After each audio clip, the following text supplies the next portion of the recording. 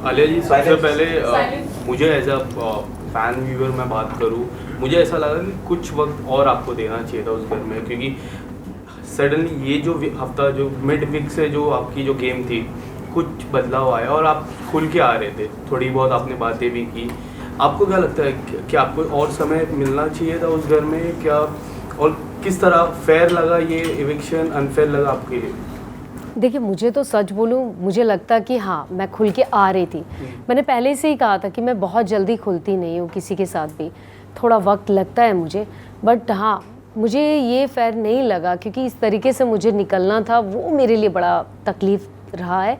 But एक अच्छी चीज़ मेरे साथ ये हुई कि निकलने के बाद लोगों के नज़रिया बहुत बदले हैं, ऑडियंस का नज़रिया बहुत बदला है, जो कि बहुत पॉजिटिव रहा है मेरे लिए। सो विच इज़ वेरी गुड मेरे लिए कि लोग ने एक अच्छा सोचे हैं मेरे लिए, वो जानना चाह रहे थे मेरे बारे में शायद, या मेरी पर्सनालिटी को जैसा भी देखना चाह रहे थे वो शायद मैं दिखा रही थी।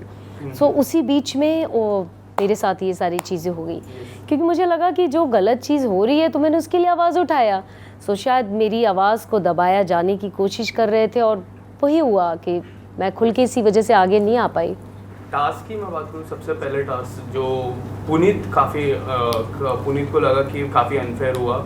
मुझे पुनीत का तो पता नहीं, मुझे एक हिसाब से जो पूजा जी को सबसे जो लास्ट आई घर पे, उनको सबसे ज़्यादा करेंसी दी और उनको अंदर गए, वो कितना फेयर था आपके लिए कि उनको सबसे हाईएस्ट करेंसी, ना जनता से कुछ उन्होंने बात की, वो जनता के पैनल में बैठे थे, वो आपके लिए कितना एक वर्ड होता है नेपोटिज्म, वो कितना लग रहा था आपको? बिल्कुल सही कहा। पुनीत का तो देखिए मैंने पहले दिन भी साथ दिया था, जब उसको नॉमिनेट किया था तो पूछा गया था कि कौन चाहते हैं उसको उसके सपोर्ट में, तो मैं खड़ी थी उसके सपोर्ट में। वो क्रिएटिव बंदा है, इसमें कोई शक नहीं है, वो उसका सपोर्ट मैंने पहले भी किया, पर कुछ चीज़ें उसकी गलत थी। कुछ चीज़ें जैसे मुझे भी लगा कि मैं उसको समझाती थी, वो मेरी बात समझता भी था। अब तो वो मुझे बोलता भी था, हंस के निकल जाता था, थोड़े टाइम के बाद फिर वही हरकत करता था, वो सेम चीज़। उसको बिग बॉस के लिए गलत बोलना या कुछ चीज़ें वो बहुत ज़्यादा हो गई थी उसकी। बट वो इंसान बहुत अच्छा था, मुझे लगता कि वो खेलता तो शायद बहुत आगे जाता, क्योंकि उसकी चीज़ें थी एंटरटेनमेंट, मस्ती, मजाक, वो पूरे माहौल में अकेला सिंगल एक आदमी लेके जा सकता था। बट उसको भी निकालना, वो कुछ जगह मुझे सही लगा, कुछ गलत इसलिए लगा कि जैसे कि पूजा जी ने मुझे आके बोला कि उसने बाथरूम इतना गंदा किया, जो कि मुझे नहीं पता था। सो मैंने फिर बोला कि यदि उसने ऐसा किया है तो 100% गलत किया है, उसकी क्या इंटेंशन थी मुझे नहीं पता, क्योंकि मैं बाथरूम में जाके नहीं देखी कि क्या कंडीशन थी। बस मुझे उन्हीं के लोग के ग्रुप के लोगों ने बताया कि इतना गंदा बाथरूम था। मैंने अभिषेक से भी पूछा कि बाथरूम इतना गंदा था, उसने वाकई में करके गया? तो अभिषेक ने बोला दी मुझे नहीं पता कि क्या था, बट मैं अभिषेक तो खड़े थे हम उसके साथ में, और कुछ चीज़ों में था वो ओवर, बट मुझे लगता है उसको होना चाहिए था। मतलब बाथरूम की मैं बात करूँ, एक छोटा सा मुद्दा था, मुझे ऐसा लगा कि हो जाता है कभी, ये बाथरूम नहीं तो मेल के बाथरूम में आप चले गए, उसको लेके कोई बड़ी बात बनाने की कोशिश थी घर वालों की तरफ से। आपको ऐसा लगा कि आपने बोला कि मैं भूल गई, मैंने ये जानबूझ के नहीं किया, तो आप अगर कुछ बताना चाहोगे तो उस पर क्या होगा? हाँ जी। सो देखिए, मैं पहली बात तो मैं खुद रूल्स बहुत फॉलो करती थी, जहाँ मेरी गलती होती थी तो मैं बिग बॉस को खुद बोलती थी आई एम सॉरी, मेरे से गलती हुई है। और बहुत सारी चीज़ें थी कि मैं उस टाइम अभिषेक की तबीयत ख़राब थी, उसके कुछ कपड़े उसको धोने थे, उसके पास थे नहीं। सो मैंने ली, मैं जा रही हूँ धोने, तो मुझे दे दे, मैं धो देती हूँ तेरे कपड़े, क्योंकि मुझे उससे प्यार, एक ब्रदर वाला फीलिंग्स आ गई थी और मुझे उसके साथ अच्छा फील हो रहा था। मैंने ठीक है, मेरा भाई है, ठीक है, कपड़े धो देती हूँ। हालांकि मुझे भी नहीं आते हाथ से धोते कपड़े, सच बताऊँ मैंने अपनी लाइफ में हाथ से तो नहीं धोए हैं कपड़े। दुनिया का सब काम कर सकती हूँ, बस कपड़े नहीं धो सकती हूँ, क्योंकि वो जो बैठ के प्रॉब्लम होती है ना, ऐसे ऐसे करके, वो मुझे भी नहीं आता है। बट मैं धो के निकली और उस टाइम पे मेरे टाइम ऐसा चल रहा था कि मैं वो शावर लेके वो सैनिटरी पैड भूल गई, दरवाजे के पीछे था और एकदम मैंने कॉर्नर पे रखा था कि बाथरूम कहीं गंदा नहीं होना चाहिए, कहीं कॉर्नर पे मैंने साइड में रख दिया और मैं निकल गई, कपड़े लेके, शावर लेके, सब सामान अमान उठा के बाहर निकल गई। उसके बाद मुझे आकांक्षा आके बोलती कि तुमने ऐसा किया क्योंकि वो, मैंने लिया ऑफ कोर्स मैं ही नहीं किया होगा, क्योंकि मैं ही नहीं रख के आई थी। फिर मैं भागी, तुरंत मैं भागी, झाड़ू उठाई और पूरा लेके सर्फ से पूरा बाथरूम धोया। धोने के बाद मैंने सॉरी बोला, बट उस सॉरी के बाद उनके दिमाग में इतनी नेगेटिविटी थी मुझे लेके कि मैं उस चीज़ से शॉक्ड होगी कि एक औरत को कितना बदनाम आप पब्लिकली कर रहे हो। ये बात मैं इसलिए बोल रही हूँ क्योंकि अब चूँकि बात आई है तो बोलना पड़ेगा, वरना मैं कभी नहीं ये बात बोलती। बट उन्होंने मुझे इस चीज़ का मुद्दा कि इसकी इंटेंशन थी, पूजा जी को परेशान करना चाहती थी, पूजा जी को ये नीच औरत है, इस तरीके की जो हरकत किया, वो मुझे बड़ा तकलीफ़ हुई। लिटरली मुझे बहुत तकलीफ़ हुई कि मेरी ऐसी इंटेंशन नहीं थी। मैंने पहले भी कहा यदि मुझे करना होगा तो मैं मुंह पे रख के आ जाऊँगी, सामने रख के आऊँगी, मुझे डर नहीं लगेगा किसी से।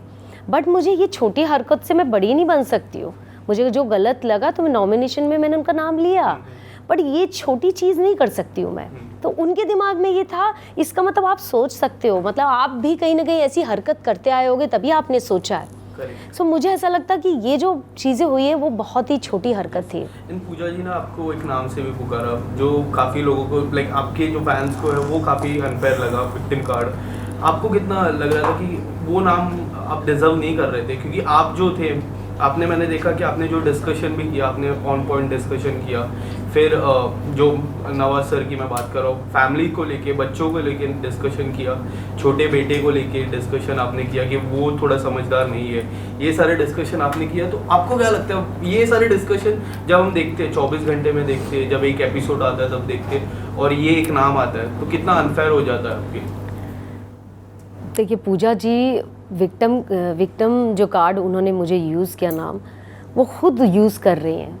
जब मैंने उनको नॉमिनेट किया उन्होंने बोला मैं महेश भट्ट की बेटी हूँ। सो किसने यूज़ किया वो तो सबको, ऑडियंस को पता है। आप पूजा भट्ट हो, आपकी खुद की पहचान है, आप खुद इतने बड़े स्टार रहे हो, आपको ज़रूरत नहीं है महेश भट्ट जी का नाम लेने की। मुझे ज़रूरत हो सकती है नवाजुद्दीन का नाम लेने की, क्योंकि मेरी कोई पहचान नहीं थी। तो विक्टिम कार्ड तो आप खेल रहे हो, आप दुनिया को दिखा रहे हो, मतलब आपकी खुद की कोई पहचान ही नहीं है। आप महेश भट्ट जी का क्यों नाम ले रहे हो? आप बोलो ना मैं पूजा भट्ट हूँ, खुल के बोलो सारी चीज़ें।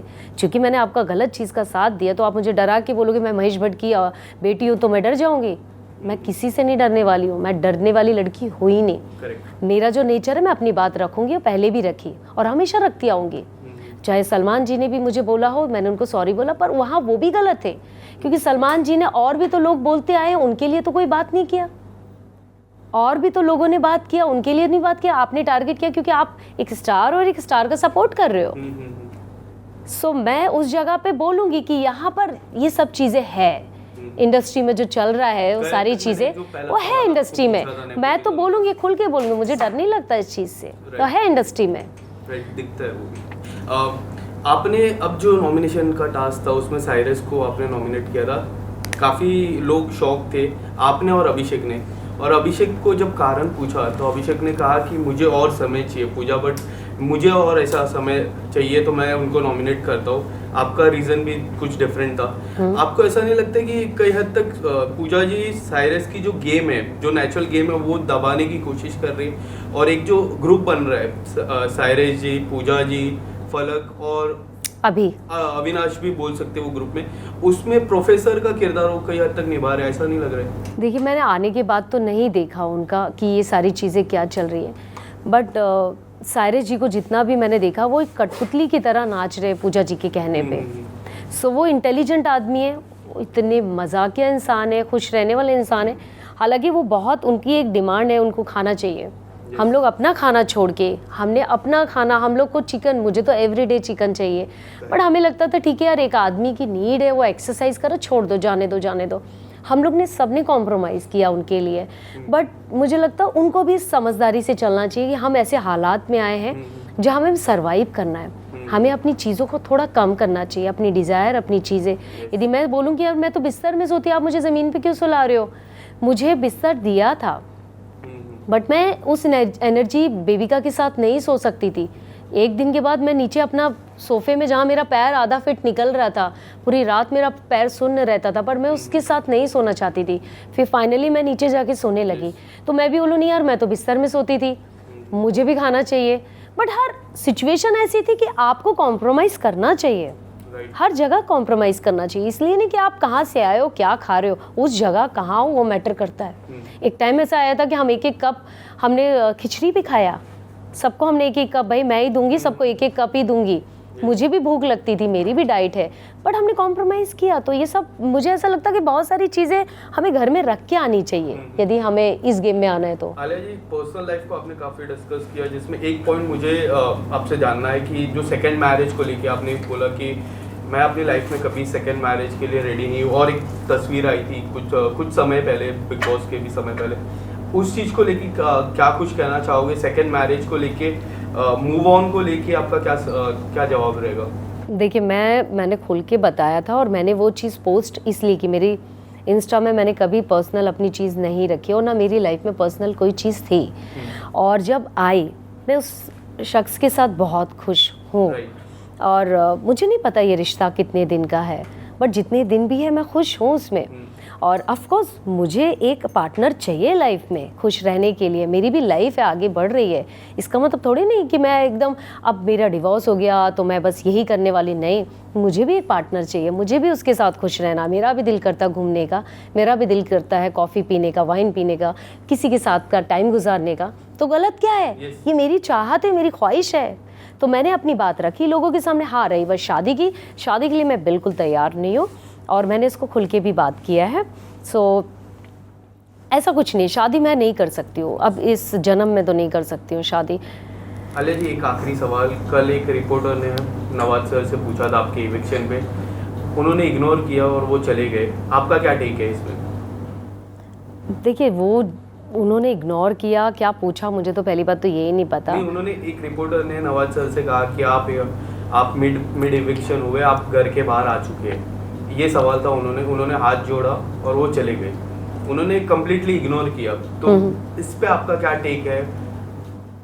वो उनका अपना पर्सनल है, उसके लिए मैं कुछ भी नहीं कह सकती हूँ। उनके दिमाग में क्या होगा, क्या चीज़ें, मैं सच बताऊँ वो चीज़ मैं नहीं बोल सकती हूँ। यस, या थैंक यू सो मच।